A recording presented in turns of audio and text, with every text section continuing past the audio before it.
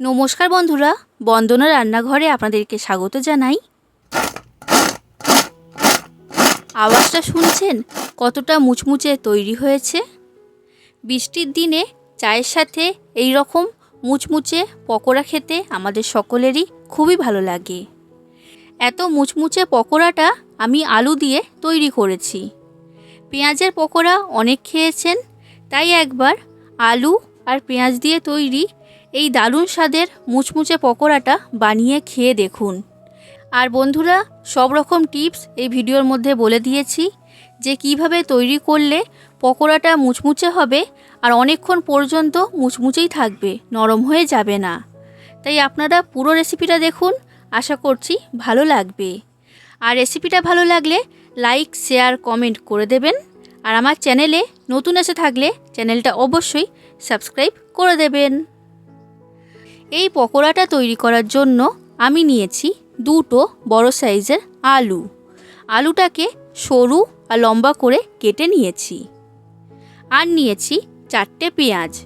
বড় সাইজের 4টে পেঁয়াজকে সরু আর লম্বা করে কেটে নিয়েছি। এবার পেঁয়াজ আর আলুটাকে একটা বড় সাইজের পাত্রের মধ্যে নিয়ে নিলাম। এবার এর মধ্যে দিয়ে দিচ্ছি কাঁচা লঙ্কা। আমি এইখানে 5টা কাঁচা লঙ্কা দিয়েছি, তবে আপনারা যতটা ঝাল খেতে পছন্দ করবেন সেই অনুযায়ী দিয়ে দেবেন। এরপর দিয়ে দিচ্ছি ধনেপাতা কুচি। এবার দিচ্ছি সামান্য পরিমাণ হলুদের গুঁড়ো। হলুদ দিলে রঙটা খুবই সুন্দর হয়। এবার দিয়ে দিচ্ছি 1 চামচের মতো লঙ্কার গুঁড়ো। ঝাল আপনারা যতটা খেতে পছন্দ করেন সেই অনুযায়ী দিয়ে দেবেন। এরপর দিয়ে দিচ্ছি স্বাদ অনুযায়ী লবণ। আর এরপর দিচ্ছি স্বাদ অনুযায়ী বিট নুন। বিট নুন দেওয়ার কারণে পকোড়ার টেস্ট খুবই ভালো হবে, তাই এখানে আমি ব্যবহার করেছি। এবার দিয়ে দিচ্ছি 1/2 চামচের মতো জোয়ান। জোয়ানটাকে হাতে ঘষে আমি এর মধ্যে দিয়ে দিলাম। এবার এই সব কিছুকে আমি একসাথে ভালো করে মেখে নেব। এইভাবে হাত দিয়ে চেপে চেপে এটাকে মাখতে হবে। আমি এইখানে লবণ দিয়েছি, তো লবণ দেওয়ার কারণে আলু আর পেঁয়াজের মধ্যে থেকে জল বের হবে। আর এখানে আলু পেঁয়াজের পরিমাণটা কিন্তু অনেকটাই কমে যাবে, কারণ আলু পেঁয়াজটা জল বের হওয়ার কারণে নরম হয়ে যাবে। দেখুন বন্ধুরা, আমি খুব ভালো করে সব কিছুকে মেখে নিয়েছি। আর দেখতেই পাচ্ছেন আলু পেঁয়াজের পরিমাণটা আগের তুলনায় এখন অনেকটাই কমে গেছে, কারণ এর মধ্যে থেকে জল বের হয়েছে। এবার আমি এইখানে নিয়েছি বেসন। বড় চামচের 3 চামচ বেসন আমি এখন এর মধ্যে দিয়েছি, পরে লাগলে আবার আমি দিয়ে দেব। এরপর নিয়েছি চালের গুঁড়ো। বড় চামচের 3 চামচ চালের গুঁড়ো আমি এখানে দিয়ে দিলাম। এবার বেসন আর চালের গুঁড়োটাকে ভালো করে আমি এর সাথে মেখে নিচ্ছি। বন্ধুরা, চালের গুঁড়ো দেওয়ার কারণে পকোড়াটা খুবই মুচমুচে তৈরি হবে। তো এখানে আমি আরও 2 চামচের মতো বেসন দিলাম, আর আরও 2 চামচের মতো চালের গুঁড়ো দিয়ে দিলাম। আবার এটাকে ভালো করে মেখে নিচ্ছি।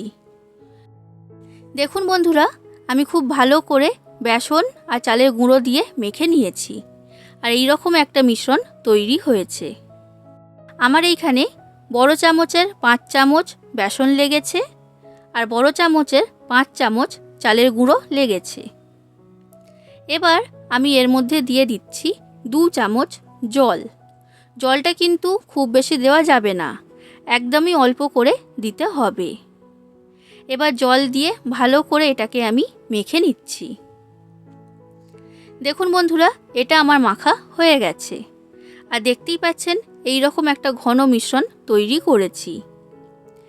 এই আলু পেঁয়াজের পকোড়াটা ভাজার পর যাতে অনেকক্ষণ পর্যন্ত মুচমুচে থাকে, তার জন্য একটা টিপস ফলো করতে হবে।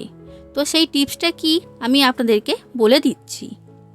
গ্যাসের মধ্যে কড়াতে সাদা তেল বা রিফাইন্ড অয়েল গরম হতে বসিয়ে দিয়েছি। তেলটা এখন খুব ভালো মতো গরম হয়ে গেছে। এবার এই গরম তেল আমি পকোড়ার মিশ্রণের মধ্যে দিয়ে দেব। বড় চামচের 2 চামচ গরম তেল আমি এর মধ্যে দিয়ে দিয়েছি। এবার গরম তেলটাকে আমি ভালো করে এই মিশ্রণের সাথে মিশিয়ে নিচ্ছি। এই গরম তেলটা দেওয়ার কারণে পকোড়াগুলো অনেক বেশি মুচমুচে তৈরি হবে, আর ভাজার পরেও কিন্তু অনেক ঘন্টা মুচমুচেই থাকবে, নরম হয়ে যাবে না। তাই অবশ্যই আপনারা কিন্তু এখানে গরম তেলটা ব্যবহার করবেন। তো দেখুন বন্ধুরা, এই পকোড়ার মিশ্রণটা আমার তৈরি হয়ে গেল। এবার আমি পকোড়াগুলো ভেজে নেব। তো আগেই আমি কড়াতে তেল গরম হতে বসিয়ে দিয়েছিলাম। তেলটা ভালো মতো গরম হয়ে গেছে। এবার গরম তেলের মধ্যে আমি পকোড়াগুলো দিয়ে দিচ্ছি। এখানে কোনো রকম শেপ দেওয়ার প্রয়োজন নেই, যেমন হাতে উঠবে সেইভাবেই দিয়ে দেবেন। তবে পকোড়াগুলো খুব বেশি বড় করবেন না, একটু ছোট সাইজের করেই এখানে তৈরি করবেন। তাহলে দেখবেন পকোড়াগুলো খুবই মুচমুচে তৈরি হবে। এবার গ্যাসের ফ্লেমটা লো ফ্লেমে রেখে এইভাবে উল্টে পাল্টে পকোড়াগুলোকে আমি ভেজে নিচ্ছি। এইভাবে ভাজলে পকোড়াগুলো খুবই মুচমুচে তৈরি হয়, আর ভেতর থেকেও কিন্তু ভালো মতো রান্না হয়, কাঁচা থাকবে না। বন্ধুরা, আপনাদের যদি আলু পেঁয়াজের এই পকোড়ার রেসিপিটা ভালো লাগে তাহলে অবশ্যই লাইক করে দেবেন, যতটা সম্ভব ততটা বেশি করে শেয়ার করে দেবেন, কমেন্ট করে জানাবেন কেমন লেগেছে রেসিপিটা। আর আমার চ্যানেলটা যদি এখনও পর্যন্ত সাবস্ক্রাইব না করে থাকেন তাহলে অবশ্যই আমার চ্যানেলটা সাবস্ক্রাইব করে দেবেন। দেখুন বন্ধুরা, এই আলু পেঁয়াজের পকোড়াগুলো আমার ভাজা হয়ে গেছে, আর এগুলো খুবই মুচমুচে তৈরি হয়েছে। তেলের মধ্যে থেকে পকোড়াগুলোকে আমি তুলে নিলাম, আর ঠিক একই রকমভাবে বাদবাকি সব আলু পেঁয়াজের পকোড়াগুলোকে আমি ভেজে নেব। এই আলু পেঁয়াজের পকোড়া টমেটো সস, কাসুন্দি বা গরম গরম চায়ের সাথে খেতে দারুণ লাগে। আপনারা বাড়িতে অবশ্যই তৈরি করবেন, আর কেমন লেগেছে সেটা কমেন্ট করে আমাকে জানাবেন।